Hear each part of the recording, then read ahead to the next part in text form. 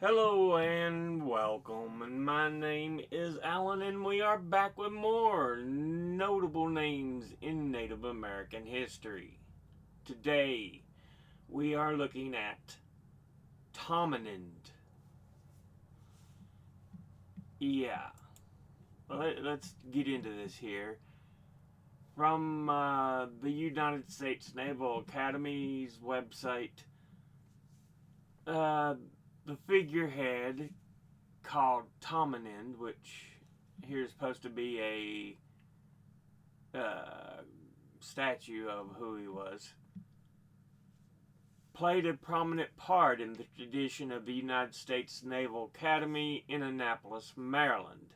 The original wooden image was sent to the Naval Academy in 1866 after being salvaged from the wreck of the old ship of the line Delaware, which had been sunk at Norfolk during the Civil War to prevent her from falling in to Confederate hands. Builders of the Delaware intended the figurehead to portray Tamanend, the great chief of the Delaware peoples, a lover of peace and friend of William Penn, which, if you want to know who William Penn is, Pennsylvania. It's who the state is named after. The name Pennsylvania literally means Penn's Woods.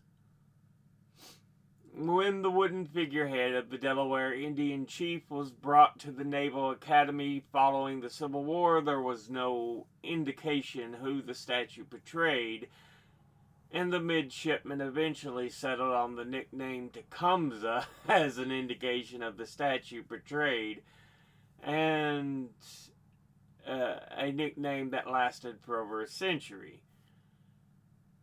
At the Academy, we are no longer referring to the statue overlooking T Court as being that of Tecumseh. Instead, use Tamanend's name to reflect who the statue actually portrays. That's talking more about the statue, but it gives us a little indication of who Tamanend was. And he goes back in history quite a ways. From biography.com, we have Tamanend, 1628 to 1701. As with Powhatan, the chief of the peoples in Virginia, Powhatan himself was the chief and the father of Pocahontas. He is no Tamanend's life. Little is known beyond his encounters with 17th century English explorers. Very similar to what we were able in the last episode to find of David Hill. Specifically, the 1682 to 1683 Treaty of Shakamakson, allegedly forged between his Lenni-Lenape Native Americans and William Penn in modern-day Philadelphia. However, the wisdom and generosity shown by the affable one, which it just means kind one, generous one, that's more or less what affable is, endured for generations, with colonists celebrating him as the patron saint of America in the years around the Revolutionary War. He also sparked the formation of numerous social groups in his honor, including the infamous Tammany Hall organization that dominated New York politics for more than 150 years. So yeah, Tamanend. Let's look at his Wikipedia entry here. Here's supposed to be a painting. The Treaty of Penn with natives by Benjamin West, depicting William Penn negotiating with Tamanend. He was born circa somewhere around 1625 North America, died circa 1701, somewhere around the age of 75, 76 North America. Tamanend, the Affable, is historically known as Tamanent, Tammany, Saint Tammany, or King Tammany, as the chief of chiefs and the chief of the Turtle Pukuanku clan of the Lenni-Lenape nation in the Delaware Valley, signing the founding peace treaty with William Penn. Like I said, William Penn, to the state of Pennsylvania, is named after. Also called a patron saint of America, Tamanend represented peace and amity and became a popular figure in the 18th century America, especially in Philadelphia. A Tammany Society founded in Philadelphia holds an annual Tammany Festival and Tammany Societies. Tammany Hall being the most well known, is and influential, were established across the U.S. in the American Revolutionary War. And Tammany assumed mythic status as an icon for the peaceful politics of the region. So his name might have been Tamanend instead of Tamanend, but again, we don't, all these pronunciations are not always the best known. Life and legend. He reputedly took part in a meeting between the leaders of the Lenni-Lenape and the leaders of the Pennsylvania colony, held under a large elm tree at Shakamoxon in the early 1680s. William Penn and Tamanend continued to sign 7 more documents, assuring each other and their peoples of peaceable understanding after the initial one in 1683. Tamanend is recorded as having said that the Lenni-Lenape and the English colonists would live in peace as long as the waters run in the rivers and the creeks, and as long as the stars and moon endure. These words have been immortalized on the statue of Tamanend that still stands in Philadelphia. It is believed that Tamanend himself would die in 1701, and over the next century many folk legends surrounded him, and his fame assumed mythical proportions among the people of Philadelphia, who began to call him King Tammany, Saint Tammany, and the patron saint of America. The people of Philadelphia organized a Tammany Society and an annual Tammany Festival. These traditions soon spread across America, and Tammany's popular status was partly due to the desire by colonists to express a distinct American identity in place of their former European nationalities, and Tammany provided an apt symbol for this kind of patriotism.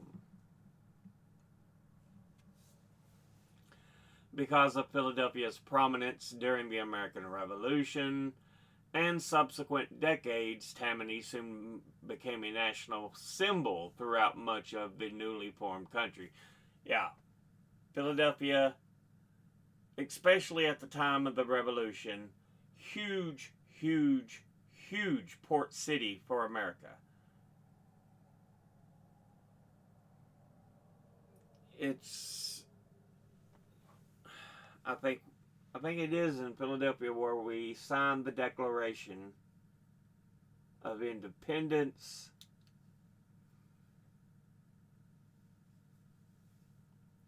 We held some of the constitutional conventions, and before there was a constitution, I think the capital was in Philadelphia at one point. It was in a number of different cities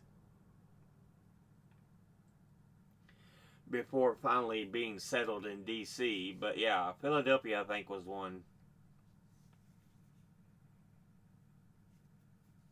But yeah, it's especially in the early age of America, hugely important. And it's also known as being the home for Ben Franklin. So, Philadelphia, big place for the American Revolution.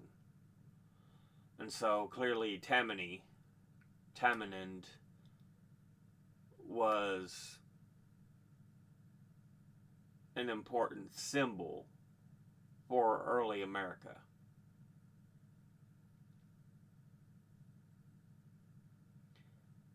But again, unfortunately, we have seen so many times with other Native American peoples, it just never goes well between the native peoples and settlers, because there's always those people who want to push further west, regardless of what they've been told they can do.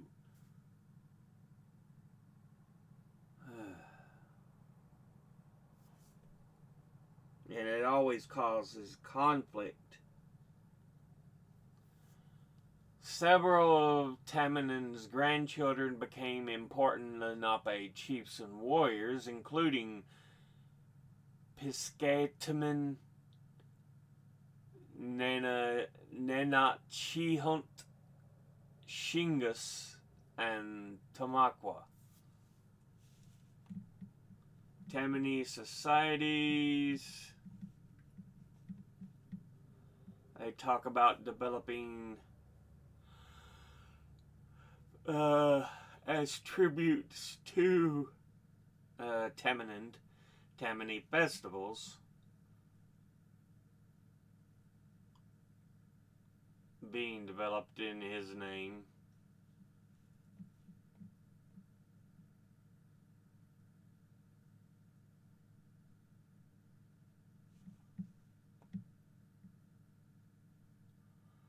Even celebrated a Tammany festival while camped at Valley Forge, Washington, in the Continental Army. He did, so interesting.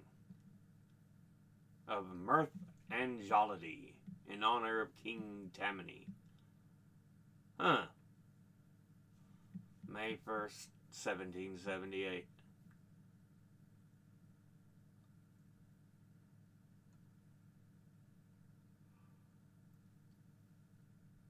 So all over the colonies, far south as Savannah, Georgia, and we have Annapolis, Maryland, and he was a Delaware leader, Delaware Valley. He dealt a lot with Penn and Philadelphia, so yeah, interesting. All over the new colonies. In 2003, two identical concurrent resolutions were introduced in the U.S. Congress: Senate Concurrent Resolution 39 and House Concurrent Resolution 123, that sought to establish St. Tammany Day on May the 1st as a national day of recognition. The Senate version was passed by unanimous consent, It was then referred for a review in May of 2003 to the Subcommittee on Civil Service and Agency Organization, which is a subcommittee in the of the House Committee on Government Reform. The subcommittee took no action on the resolution and has not been reintroduced. So essentially, he's like, we're not going to even bother with it, let it die. It's like, seriously, guys?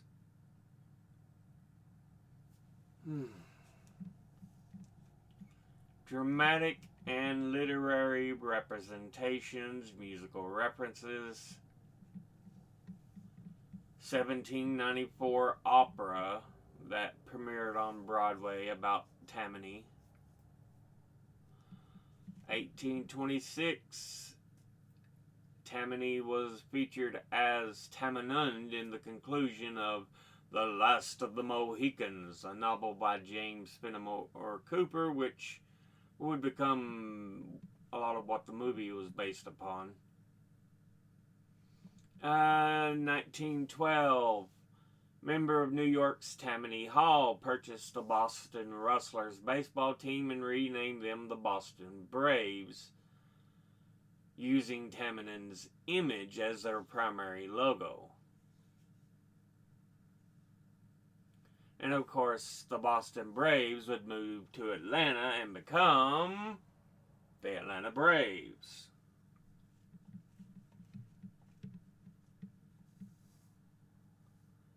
In 1932, Boston was granted an NFL franchise which took the Boston Braves name and image from its landlord at Braves Field. When the team moved to Fenway Park in 1936, it renamed itself the Redskins in homage to the new landlord, the Boston Red Sox. The Redskins name and Tamanend image traveled with them when they moved to Washington, D.C. in 1937.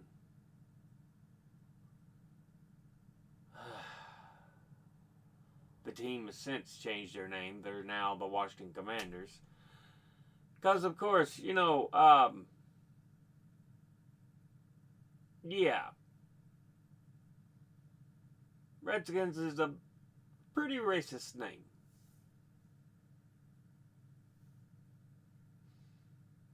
It's like calling people white skins, black skins, brown skins, yellow skins. It's just a stupid thing to do.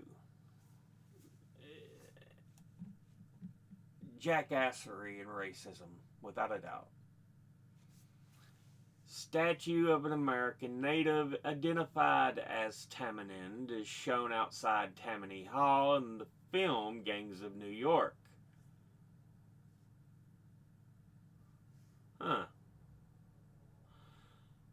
Which Tammany Hall is supposed to be named for Tamanend. The musician Joanna Newsom in the song Sopakinikin from her 2015 album Divers refers to both Tamanend and Tammany Hall.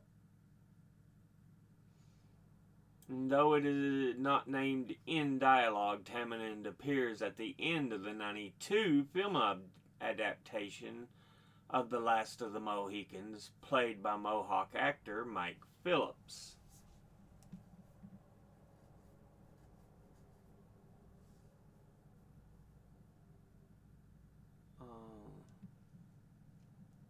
Statue of Tamanend at the U.S. Naval Academy.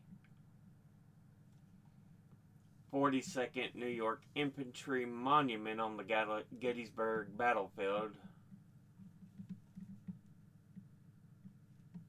An 1817 wooden sculpture by William Luke was the figurehead of the warship the USS Delaware in 1817. The ship burned during the American Civil War, but the figurehead was rescued and put on display at the U.S. Naval Academy in Annapolis, Maryland. In the 1930s, a bronze replica was installed on campus in front of Bancroft Hall, where each day the Brigade of Midshipmen forms for noon meal formation.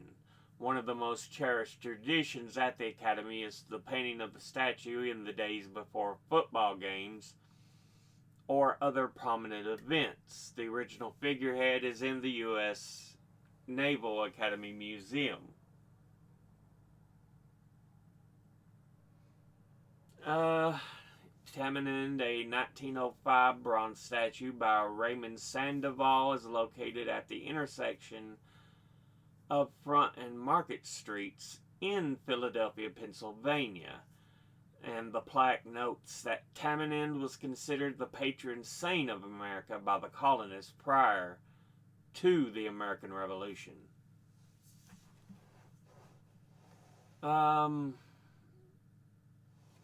He has places named after him. St. Tammany Parish, one of 9 Louisiana parishes, or what we better know as counties, is named for saints and is the only one whose namesake is not a Christian saint, as recognized by the Roman Catholic Church. Mount Tammany is the name of the prominence on Kittatinny Mountain on the northeast New Jersey side of the Delaware Water Gap.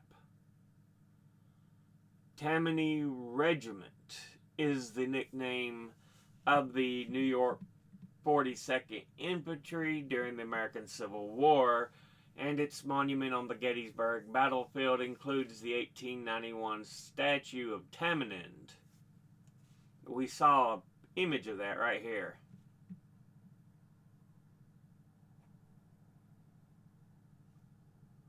Tamanend Middle School, Central Bucks School District in Pennsylvania, was named for him. Bracy, Virginia, was originally named St. Tammany, Virginia. St. Tammany Masonic Lodge No. 5 was chartered in Hampton, Virginia in 1759. Todd Tamanend Clark, poet and composer, was born in 1952 in Greensboro, Pennsylvania. Tamanend's bottlenose dolphin, a species of dolphin inhabiting coastal waters along the eastern U.S. But yeah, so much we don't even realize how much he impacts American life, especially with the name Tammany, Tamanend.